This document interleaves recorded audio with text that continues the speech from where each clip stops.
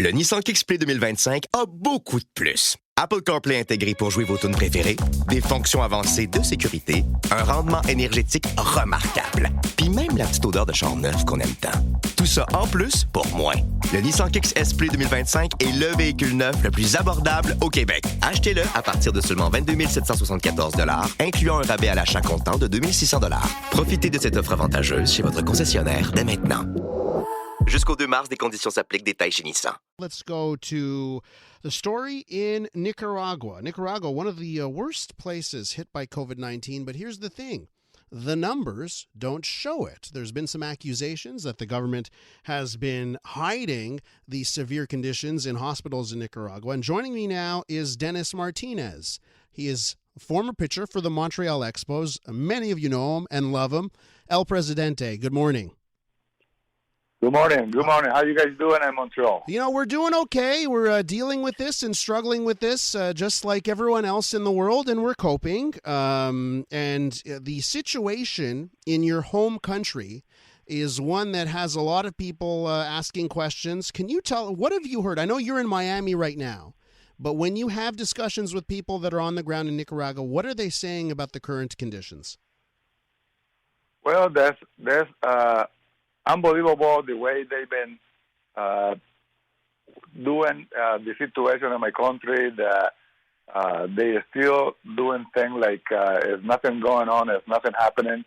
The government is still bringing people to events, concerts, all kinds of things where they get a lot of population around. Baseball, they're still playing baseball. They're still playing football. I mean, soccer.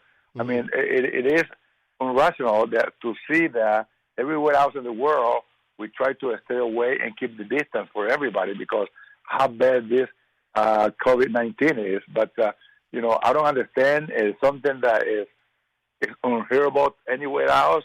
And but there's something that I don't have no sense for me to understand what they thinking when I see those kind of things. So, and unfortunately, the people in Nicaragua, there's nothing they can do because there's a lot of people that they've been in the way of listening to what they're saying, the people that they in their side, because that's the thing.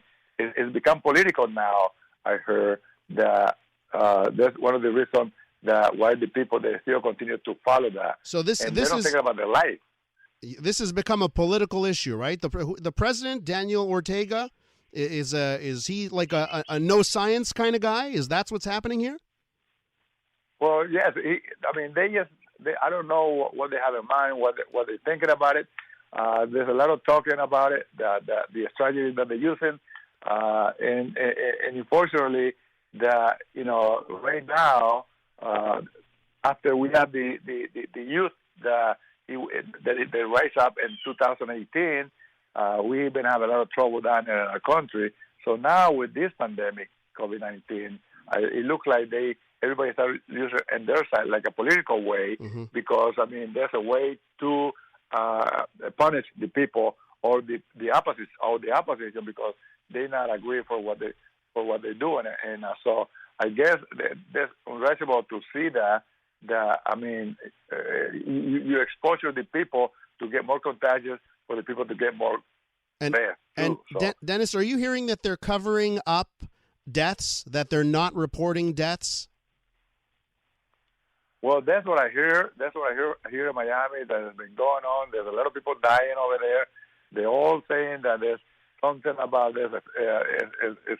It is nothing to do with the COVID-19, but all the medical people, they say that's what it's all about. Now it started going to the climbing. It's climbing now. They say this is going to be they are like in the third or fourth stage of the pandemic, mm-hmm. of COVID-19, but they still don't take it as it is. They haven't do anything. So, and there's a lot of people dying over there. So that's what I'm here, and that's what really concerns me. And let me ask you this: you're raising funds right now for the doctors and the nurses, the healthcare workers, right? Is that because the government's not giving them any equipment? Well, that's what we have. There were some medical people talking about that in our country, and they were saying that since they're not doing anything, they would like to come out in some way to protect themselves, because they're the frontliners. They're the people that they given their life in front of it to try to help their own people. So I thought that was a great thing to do, to prepare those guys, to give them the tools for them to be able to protect their people, because they're in the front line. I'm calling the fundraiser that we're doing perfect game, going along with the perfect game that we played in 1991, because this is the perfect game for them to pitch now against the COVID-19. I mean, they had to be able to be well prepared. We bring the facility, we do the fundraiser just to create funds to be able to supply them with all they need to protect the doctor, the nurses, the people that they carry the hospital. I mean, all the personal people they in sanitation, they will need to get protected with all the supplies. So that's what we're doing now here. We try to raise some funds to be able to help them out, because they need whatever help they can get. And thank you guys for giving the opportunity to direct myself to the people in Montreal, which I still remember. I still fall in love because they treat me real well, and I still remember the game that we pitched in 1991. So that's a great moment that we can never forget. So we just got to watch it again, Dennis. It was on TV here across Canada. They re-aired the game, Your Perfect Game. It was on TV, and boy, was that a enjoyable experience to get to relive that. Well, it is great. I'm watching it once in a while myself too, because there's something that we can never forget. I mean, being in a place where I was feel comfortable, the people were so great to me and nice. I was able to give everything that I had, and then boom, that game happened for all of us. So it was great, and so I'm glad that it happened in Montreal, because it cannot happen any better place than Montreal. So I'm really fortunate that I was playing those times there. Dennis, I want to wish you a happy birthday, because I know today's your birthday. So happy birthday to you. I'm getting some text messages from people about how they can help. And if you go to GoFundMe and you search for Dennis Martinez on GoFundMe, and you will find the fundraiser for the medical professionals in Nicaragua. So Dennis, thank you so much.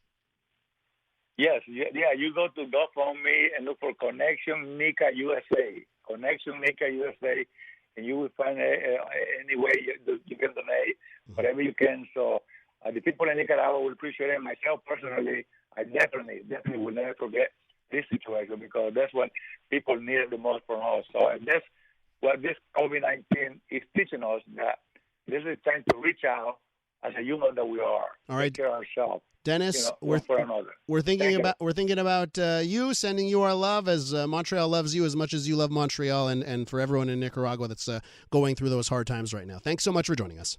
Thank you very much.